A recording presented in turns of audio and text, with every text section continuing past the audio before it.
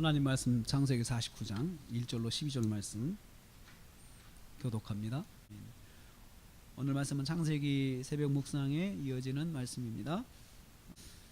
오늘 말씀은 야곱이 자녀들을 모아놓고 그들의 장래를 공개적으로 축복하고 또 알려주는 그런 말씀을 내용으로 하고 있습니다. 그래서 1절 말씀에 너희가 후일에 당할 일을 내가 너희에게 이르리라 이렇게 말한 후일에 당할 일을, 그래서 후일에 너희들이 당할 일을 이르리라 라고 하는데, 이것을 우리가 야곱의 축복이라고도 이야기하죠. 자손들한테 축복인데, 자세하게 12명의 그 자녀들의 삶의 내용을 읽어보면 여기는 축복도 있고 저주도 있고 그런 두 가지가 병존하고 있어요. 그래서 꼭 축복이라는 말할 수 없고, 여기 야곱이 말한 것처럼 후일에 당할 일에 대한 예언 그리고 또 그 하나님께서 주신 대로 아들들에게 말씀하시는 그런 전달자 역할을 하는 야곱의 모습을 보게 됩니다. 첫째는 장자 르우벤을 축복합니다. 3절 4절에 르우벤아 너는 내 장자여 내 능력이요 내 기력의 시작이라 이렇게 이야기를 합니다.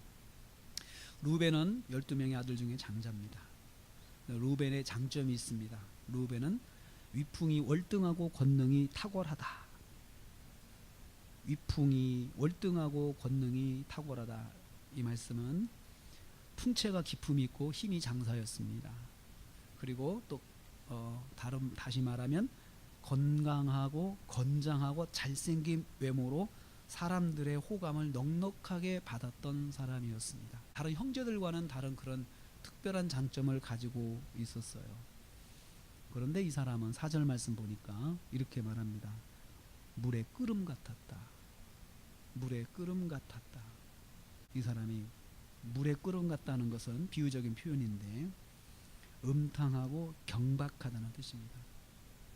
자기가 잘난 외모가 있는 만큼 그 잘난 외모를 가지고 잘 사용한 것이 아니고 음탕하게 살았고 경박하게 살았습니다. 그래서 여기 보면요, 물의 끓음 같았다 하고 과거 완료형으로 쓰고 있죠. 그러니까 이 사람이 지금까지 야곱이 자기 장남을 쭉 겪어본 결과 이 아이가 이렇게 사는 거예요. 그래서 그 삶을 보고 하나님께서 그 삶에 대해서 장래를, 이 사람의 삶이 후대의 자손들에게 미칠 그 영향에 대해서, 일에 대해서 하나님께서 말씀하시는 거예요. 그래서 어떻게 됩니까? 너는 탁월하지 못하리니. 무슨 말입니까? 탁월한 장점이 제 기능을 발휘하지 못하고 산다는 거예요. 그러니까 그 집안이 보면은 이 집안은 이 동네 이 가정의 자녀들은 정말 다 잘생겼고 건장하고 참 멋있는데 아무것도 못하는 거예요. 그거 거기서 끝이에요. 거기에 끝이. 가진 것을 누리지 못하고 산다는 것입니다. 그 이유가 뭡니까? 그의 조상 아버지가 르우벤이 물에 끓음같이 살았던 거예요. 충동적이고 정욕을 절제하지 못하고 살았어요. 그래서 그 장점을 그는 100% 사용하지 못하는 그런 삶을 살게 될 것입니다. 르우벤은 받은 복을 누리지 못하는 삶을 살 것이다 라는 것입니다. 받은 복을 누리지 못하는 거죠. 그래서 그 후손들이 그 아버지의 그 삶의 영적인 영향력을 받고 산다는 것이죠. 두 번째로 시므온과 레위에 관한 예언의 말씀입니다. 5절에서 7절입니다. 5절 보니까 두 아들은 다른 형제들이 엮이지 말아야 할 위험한 사람이라고 말을 하고 있습니다. 뭐라고 말합니까? 내 호나 그들의 모의에 상관하지 말라. 내 영광아 그들의 집회에 참여하지 말라. 시므온과 레위의 그런 그 가족이 모인 곳에 들어가면 절대로 안 된다는 거예요. 거기에 섞이면 안 된다는 거예요. 왜냐하면 좋은 일이 안 난다는 거예요. 좋은 일이. 왜 이런 말씀을 듣습니까? 그들의 성품의 난폭성 때문에 그렇습니다. 성품의 난폭성. 7절 말씀 봅시다. 분노, 혈기, 노여움, 맹렬한 분기, 뭐 이런 것들이 다 거기 나와 있죠. 그래서 두 아들은 어떻게 됩니까? 저주를 받아. 7절 말씀에 저주를 받아. 형제들 가운데 흩어지는 삶을 살 것이다 라고 그렇게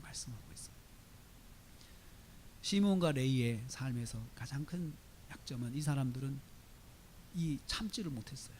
그런데 우리가 눈여겨봐야 될 것은 두 사람이 똑같이 그런 그 저주를 받아가지고 물불이 살 거라고 했는데 한쪽이 달라져요. 레위가 달라져요. 레위는 그 저주를 받았음에도 불구하고 그 후손들이 뭔가 변화를 가져오게 돼요. 그 후손들이 변화해서 하나님의 일을 위해서 흩어져 지내는 좋은 가문으로 변화가 되는 것이에요. 그러니까 패자 부활절이 있다는 거죠. 영적인 세계에서 하나님께서는 패자 부활전의 기회를 주신다는 것이에요. 만약에 그 사람들이 광야 생활을 하면서 출애굽 광야 생활을 하면서 그 레위 지파가 그러한 회복과 그런 다시 한번 회생의 영적인 그 결단들을 하는 것을 통해서 이것이 완전히 다른 흩어지지만 하나님의 일들을 위해서 흩어지는 선한 복으로 바뀌는 것을 보게 됩니다. 유다에 대한 예언입니다. 8절에서 12절 말씀. 유다에 대한 예언. 유다는 형제들로부터 높임과 경배를 받을 것이다 말씀합니다. 8절에 형제의 찬송이 될지라 내 앞에서 절하리라. 식구들이 절한다는 거죠. 이 유다의 가문은 통치자의 가문이 될 것입니다. 10절 말씀 보니까 규와 통치자의 지팡이가 그 왕이 손에다가 이런 지팡이를 딱 들고 있죠. 그래서 이렇게 명령할 때 지팡이를 딱 이렇게 짧은 이 지시본 같은 것을 이렇게 내 보이면서 명령을 하는데 그게 바로 규하고 통치자의 지팡이라고 합니다. 그래서 이 통치권은 결국은 유다의 자손에서 다윗이 나오거든요. 다윗의 후손을 통해서 이루어집니다. 궁극적으로는 유다의 자손 예수 그리스도 또 다윗의 자손 예수 그리스도를 통해서 영원한 통치권이 이루어질 것을 여기서 예언하고 있습니다. 유다는 뿐만 아니고 11절 말씀 보니까 나귀를 포도나무에 메고 암나귀 새끼를 아름다운 포도나무에 맬 것이다. 여기서 나귀와 포도나무가 나오죠. 나귀는 평화를 상징해요. 평화를 상징하는 게 나귀고 포도나무는 풍요로움을 상징하는 것이에요. 그러니까 평화와 풍요로움이 이 유다 지파 안에 있다는 거예요. 평화와 풍요로움이. 거기다가 또 12절 말씀 보면은 한 가지 더 있어요. 우유가 나오잖아요. 우유도 여러분 우유는 가축에서 나오는 거잖아요. 양이나 염소에서 나오는 거잖아요. 가축에서 우유로 말미암아 희리로다. 그 입에 그 우유가 가득한 거예요. 풍성한 걸 말해요. 우유도 포도나무와 우유는 풍성함을 상징하는 거예요. 풍성함과 평화가 그 가문에 있다는 것입니다. 이것은 유다의 자손으로 오실 예수 그리스도를 통하여 영적인 평화와 영적인 풍요를 누릴 것을 예언하는 것이에요. 실제로 그래서 유다 가문을 통해서 예수 그리스도가 오시고 영적인 평화를 이루시는 분, 영적인 풍요로움을 주시는 분으로 예수 그리스도가 이 가문에서 오시게 됩니다. 그런데 유다는 사실은 이러한 축복을 받았지만 거의 존재감 없이 살게 됩니다. 한동안 존재감 없이. 그 존재감 없는 가운데 꾸준히 존재감 없이 사는 사람이 이 가문이 꾸준히 조금씩 그 감을 드러내 보이는 것을 봅니다. 사실 이렇게 축복할 때 야곱이 축복할 당시에 가장 존재감 있는 사람은 누굽니까? 요셉입니다. 요셉. 가장 존재감 있는 사람은 요셉인데 사실 요셉의 가문은 에브라임과 므낫세를 통하여서 2배의 축복을 받지만 사실은 그 가장 그 존재감 있는 가문이 광야 생활을 하면서 점점 그리고 왕이 세워지는 그런 나라가 국가로 세워지면서 더 존재감이 자꾸 없어져 가게 되는 것입니다.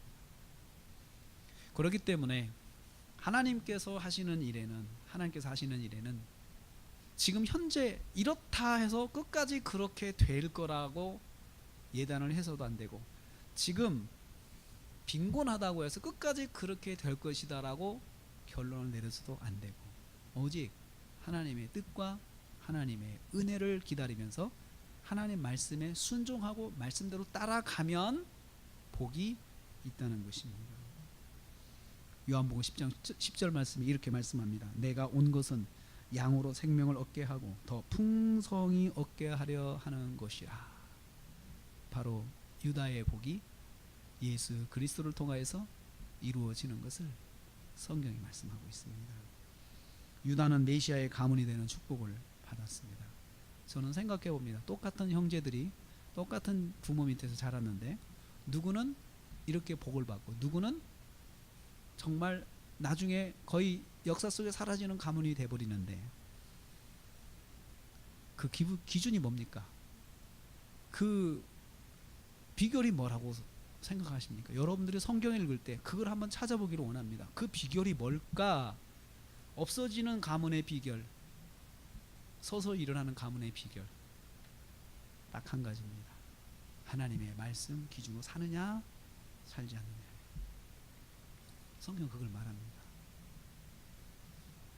그리고 여기서요, 아무리 아버지가 하나님께 받아서 하는 거지만 냉정하지 않습니까? 냉정하지 않습니까?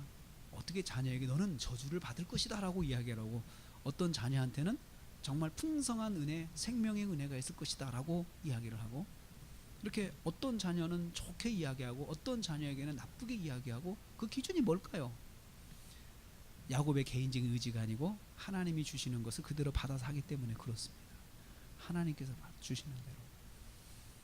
그래서 부모가 그것을 결정하는 것이 아니고 하나님이 주시는 거죠. 그래서 부모한테는 자녀에게 주시는 하나님의 영적인 그런 복들을 볼 수 있는 눈이 있어야 되고, 그리고 그것이 있을 때 돕고 보완해주고 할 수 있는 영적인 그러한 조력자 역할을 부모가 해야 된다는 것입니다. 말씀을 맺습니다. 저는 오늘 루벤을 통해서는 아무리 좋은 장점을 가지고 있어도 그 장점을 절제와 그리고 하나님의 말씀대로 사용하지 못하면 장점은 있으나 마나한 것입니다.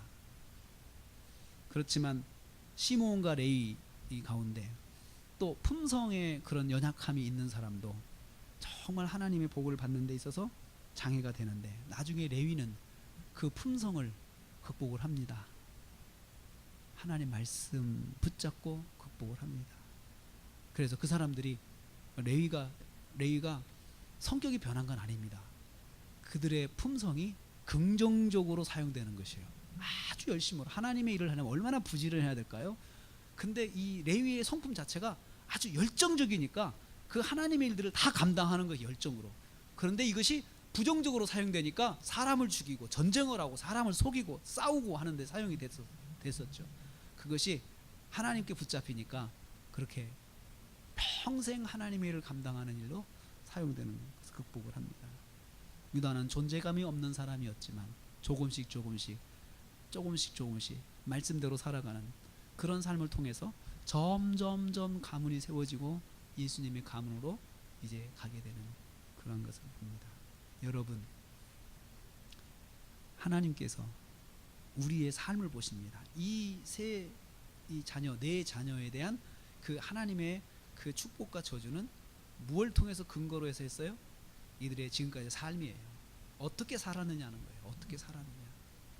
그래서 중요한 것은 구원받은 이후로 우리가 하나님 앞에 어떻게 살았느냐는 또 하나님이 우리에게 주는 복의 큰 그 원인이 된다고 하는 것을 꼭 기억하십시오.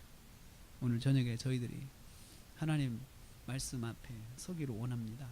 하나님, 제가 하나님 말씀 안에서 바른 삶, 하나님 말씀 안에서 순종하는 삶, 하나님 보실 때 기뻐하시는 삶, 이 삶으로 제 자신을 고쳐 세우게 하여 주시옵소서. 그래서 저 자신도 하나님께 복을 받고 우리의 자녀들도 나의 받은 복으로 인해서 그 영향력을 또 받는, 그 복을 받는, 이어받는 그런 가문이 되게 하옵소서. 그렇게 기도하시고 승리하시는 저 여러분 되시기를 주님의 이름으로 축복합니다.